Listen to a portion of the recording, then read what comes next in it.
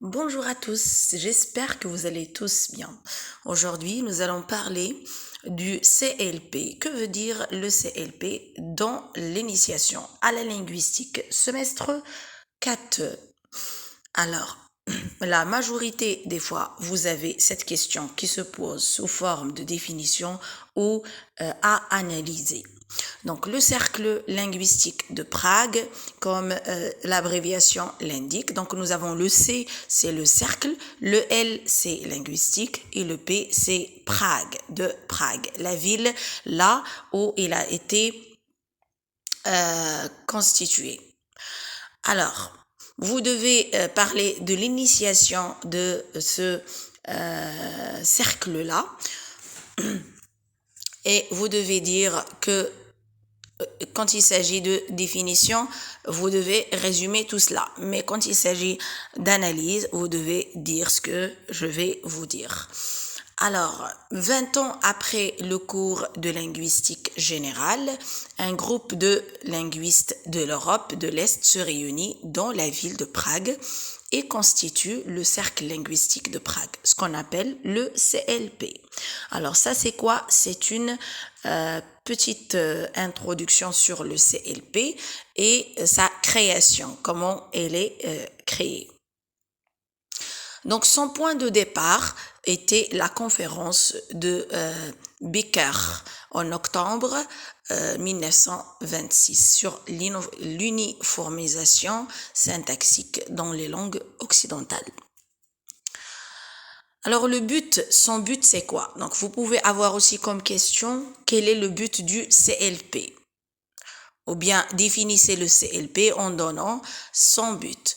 Alors, le but de cette conférence était d'analyser les relations et les ressemblances syntaxiques qui pouvaient exister entre des langues qui n'ont entre elles aucun rapport historique ni étymologique selon un critère purement fonctionnel. Donc, c'était le but.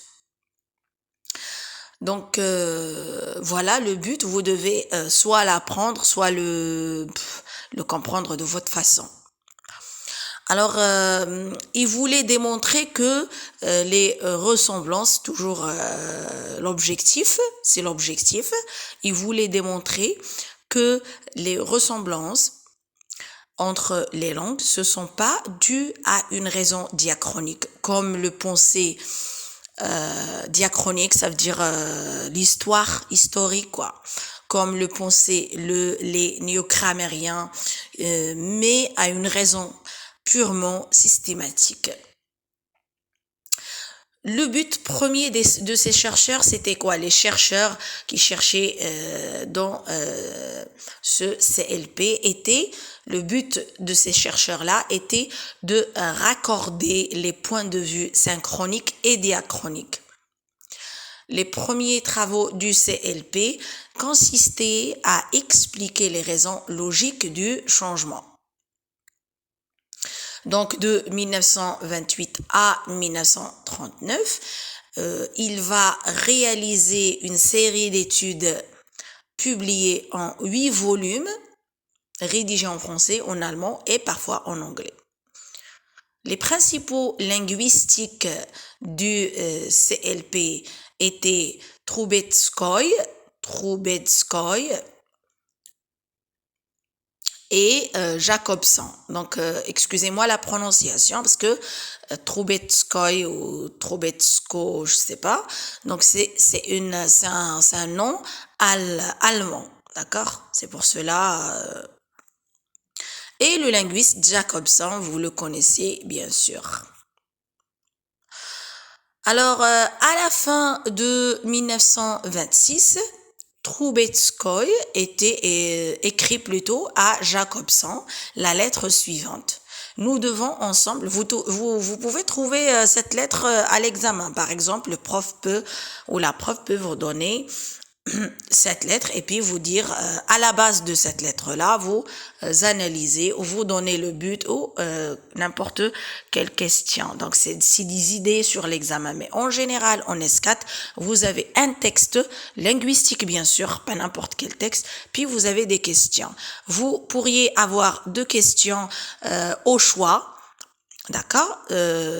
Soit commenter, soit la première question ou la deuxième question. Vous devez faire le commentaire. Le commentaire de ce genre de questions se fait comme suite. Vous travaillez sous forme d'introduction, développement et conclusion. Vous devez analyser, d'accord? En précisant ce que le prof ou la prof a demandé. Donc, ou bien vous pouvez avoir les deux, les questions directes, ça veut dire définissez tel ou tel terme, et aussi une question d'analyse. Commentez le passage suivant, ou bien commenter et analyser le texte que vous avez entre les mains. Donc, comme je vous ai dit, vous pouvez avoir cette... c'est pour cela il faut vraiment beaucoup lire, que ce soit sur Internet ou vous bouquiner dans les bibliothèques. Tout ce qui est linguistique, ça nécessite de vraiment de beaucoup lire. Donc, nous devons... voilà le texte ou bien la lettre que Trubetskoy a écrit à Jacobson. La lettre dit « Nous devons ensemble tenter de combler le fossé contre nature qui existe malheureusement entre l'analyse synchronique des faits du langage et la phonétique historique, en considérant chaque changement phonique d'un mot du point de vue du système global. » C'était Trubetskoy. Alors, le CLP a rédigé au début de ses travaux un manifeste dans lequel il résumait les principes théoriques sur lesquels repose sa conception de langue. Ce manifeste, c'est un manifeste qu'on appelle thèse du CLP. Vous pouvez avoir aussi ça comme définition. Ou bien définissez les thèses du CLP. Donc, c'est un manifeste rédigé par le CLP. Et le CLP, c'est un groupe de linguistes, bien sûr, qui ont écrit ce CLP-là. Donc, ce manifeste appelé thèse du CLP comprend 9 thèses. Il y a 9 thèses qui résument la pensée collective du cercle et explique les principaux idéologiques de sa démarche linguistique. Sur ces 9 thèses, 3 concernent des problèmes de linguistique générale. Les 6 autres sont consacrés aux langues slaves. Et les langues slaves, vous devez les connaître déjà dans les autres semestres. Ou bien vous pouvez chercher sur Internet, vous allez trouver la définition pour ne pas trop parler. Alors, la première thèse de CLP, comme je vous ai dit, il y a 9 thèses. Donc, la première thèse traite des problèmes de la conception de la langue comme système et de l'importance de cette conception pour les langues humaines. Vous devez apprendre cela, d'accord? Soit vous apprenez, soit vous résumez, soit vous comprenez et vous mettez et vous gardez ça en tête parce que vous en aurez besoin pour analyser ou bien pour parler de cela à l'examen. Selon le CLP, la langue est un système fonctionnel qui possède une finalité bien précise. Les moyens d'expression utilisés par la langue le sont en vue d'un but qui peut être double. La communication ou l'expression, soit la communication ou l'expression. Trubetskoy insiste sur la nécessité pour le linguiste, bien sûr, d'analyser chaque fait de langue en fonction de l'ensemble dont il est extrait. En effet, pour le CLP, la langue est conçue comme un système dont les éléments sont interdépendants. Il a dit, on ne peut comprendre aucun fait de langue sans avoir égard au système auquel ce fait appartient. Aussi, dans votre analyse, je vous ajoute, c'est très important ce que je vais vous dire, il faut dire, comme je l'ai dit dans plusieurs cours d'initiation à la linguistique, vous devez mettre quelques citations, apprendre quelques citations de linguistes que vous avez déjà étudiés en classe, pour, bien sûr, les écrire dans votre analyse. Bien sûr, l'analyse convenable. Vous n'allez pas apprendre les citations et les écrire n'importe où. C'est là où il le faut. Donc, c'était la première thèse. Il y a encore autre chose à savoir sur la première thèse. C'est les changements subis par la langue au cours de son histoire. Ils ne sont pas des atteintes destructives qui se produisent au hasard indépendamment les unes des autres. Il n'est pas envisageable d'évacuer dans toute étude synchronique des faits diachroniques. Donc, à partir de cette perspective, le CLP classe les langues en famille, non pas d'un point de vue génétique, comme le faisaient les néogrammairiens, mais, c'est ça la différence entre les néogrammairiens et le CLP, mais en fonction de leur loi systématique. Ça veut dire quoi en fonction de leur loi systématique? C'est ce qu'on va voir dans les points suivants. Alors, nous avons les langues de parenté d'origine, dites aussi langues de consanguinité, et les langues de parenté acquises. Par exemple, même si l'allemand et l'anglais sont deux langues consanguines, qui ont le vieux saxon comme ancêtre commun, le fonctionnement syntaxique ne se ressemble pas. D'un autre côté, le français et l'anglais n'ont aucune consanguinité et pourtant, ils ont une parenté acquise du fait de leur ressemblance syntaxique. Passons à la deuxième thèse.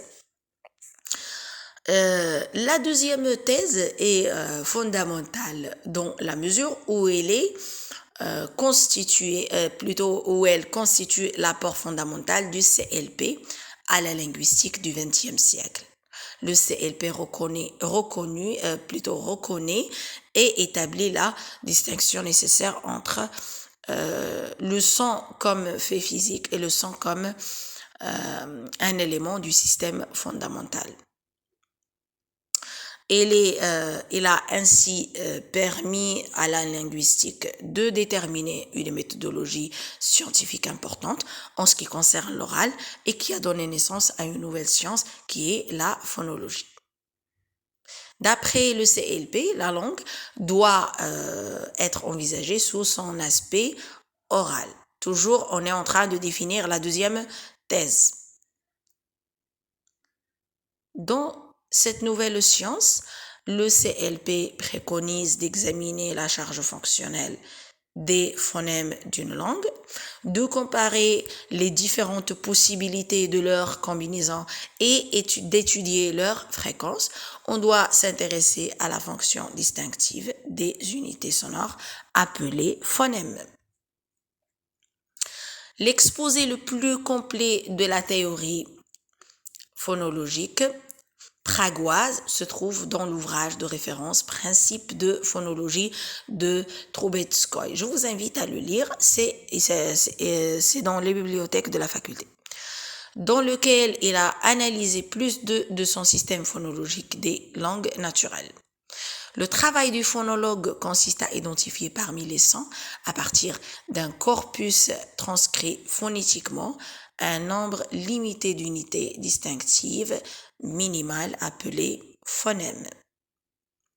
Ces unités abstraites, théoriques et dépourvues de sens, assurent un rôle strictement fonctionnel. L'identification de la fonction distinctive d'un phonème repose sur l'opération de communication.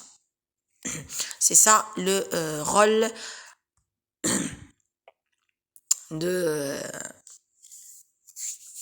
des unités abstraites de cette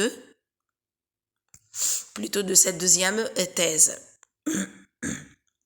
On compare deux séquences phoniques semblables en tout point, sauf en un seul, et on observe les conséquences de la permutation des deux sons différents sur le sens des deux termes analysés. Bien sûr, tout cela, vous devez le résumer selon votre façon d'écrire. Sinon, vous l'apprenez comme ça, il n'y a pas de problème. Donc, si l'opération de communication provoque un changement de sens, les deux sons sont en opposition phonologique et sont définis comme phonèmes. Par exemple, en français, les sons B et P sont en opposition phonologiquement dans la paire minimale port versus port. Alors, si cette opération ne produit aucun effet de sens différent, on parle d'allophone ou de variante. Vous avez un exemple, c'est route plutôt, et route. On distingue deux catégories de variantes, les variantes libres et les variantes conditionnées ou combinatoires dans cette thèse-là. Les variantes libres correspondent à différentes réalisations d'un même phonème sous l'influence de facteurs géographiques, sociaux ou individuels. La variation conditionnée dépend, quant à elle, du contexte, ce qui nécessite la recherche des facteurs de conditionnement. L'attention que les linguistes du CLP accordent à la notion de système et à la fonction des phonèmes à l'intérieur de ce système les pousse à privilégier la description phonologique. Passons à la troisième thèse. La troisième thèse concerne les variétés d'emploi des langues. Le CLP ici s'intéresse dans cette thèse aux différentes fonctions que les langues peuvent avoir. Il fait la distinction entre la langue interne et le langage manifesté.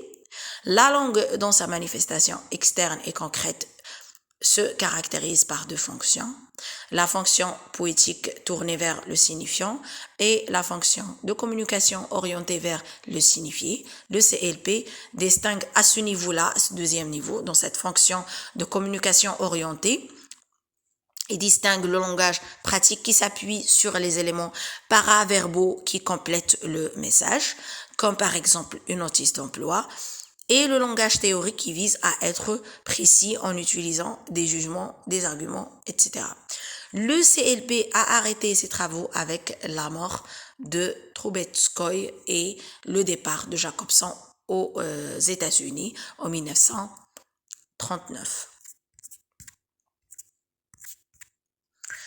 Bon, j'espère que ma vidéo vous a été utile. N'oubliez pas de bien suivre du début jusqu'à la fin parce que je donne toujours des réflexions sur l'examen et la manière avec laquelle on peut poser l'examen dans toutes mes vidéos, presque dans toutes mes vidéos. N'oubliez pas, s'il vous plaît, de mettre un j'aime, ça aide la vidéo à, bien sûr, être partagée avec les autres youtubeurs et de la partager avec vos amis sur les autres réseaux sociaux et de mettre un commentaire bien sûr, soit en m'encourageant ou bien en donnant votre avis sur les leçons et la manière de faire les leçons pour bien sûr avancer. Merci à vous.